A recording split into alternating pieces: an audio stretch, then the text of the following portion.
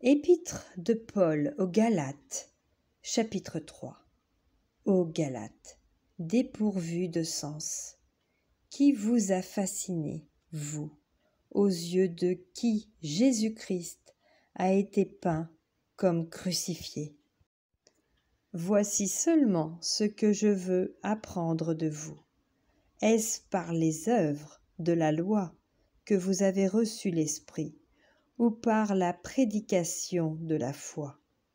Êtes-vous tellement dépourvus de sens? Après avoir commencé par l'Esprit, voulez-vous maintenant finir par la chair? Avez-vous tant souffert en vain, si toutefois c'est en vain? Celui qui vous accorde l'Esprit et qui opère des miracles parmi vous, le fait-il donc par les œuvres de la loi ou par la prédication de la foi? Comme Abraham crut à Dieu et que cela lui fut imputé à justice. Reconnaissez donc que ce sont ceux qui ont la foi qui sont fils d'Abraham. Aussi l'Écriture, prévoyant que Dieu justifierait les païens par la foi, a d'avance annoncé cette bonne nouvelle à Abraham. Toutes les nations seront bénies en toi. De sorte que ceux qui croient sont bénis avec Abraham, le croyant. Car tous ceux qui s'attachent aux œuvres de la loi sont sous la malédiction. Car il est écrit, maudit est quiconque n'observe pas tout ce qui est écrit dans le livre de la loi et ne le met pas en pratique, et que nul ne soit justifié devant Dieu par la loi. Cela est évident puisqu'il est dit, le juste vivra par la foi. Or, la loi ne procède pas de la foi, mais elle dit, celui qui mettra ces choses en pratique vivra par elles. Christ nous a rachetés de la malédiction de la loi, étant devenu malédiction pour nous, car il est écrit, maudit est quiconque est pendu au bois, afin que la bénédiction d'Abraham eût pour les païens son accomplissement en Jésus-Christ, et que nous reçussions par la foi l'Esprit qui avait été promis. Frères, je parle à la manière des hommes, une disposition en bonne forme, bien que faite par un homme, n'est annulée par personne, et personne n'y ajoute. Or, les promesses ont été faites à Abraham et à sa postérité. Il n'est pas dit « et aux postérités » comme s'il s'agissait de plusieurs, mais en tant qu'il s'agit d'une seule, et à ta postérité, c'est-à-dire à Christ.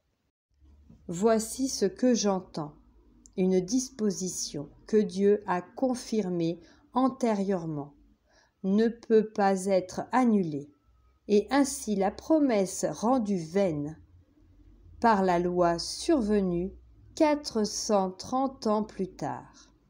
Car si l'héritage venait de la loi, il ne viendrait plus de la promesse.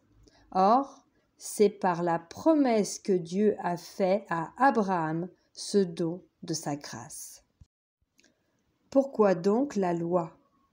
Elle a été donnée ensuite à cause des transgressions, jusqu'à ce que vint la postérité à qui la promesse avait été faite.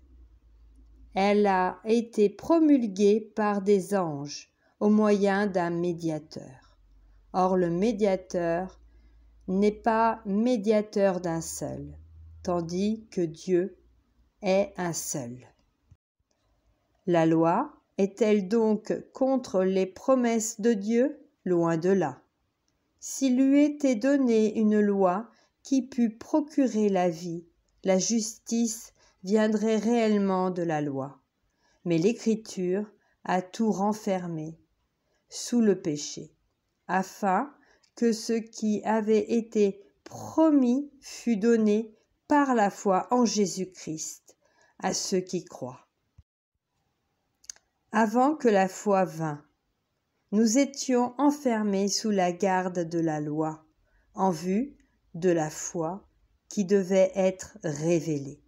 Ainsi, la loi a été comme un pédagogue pour nous conduire à Christ, afin que nous fussions justifiés par la foi.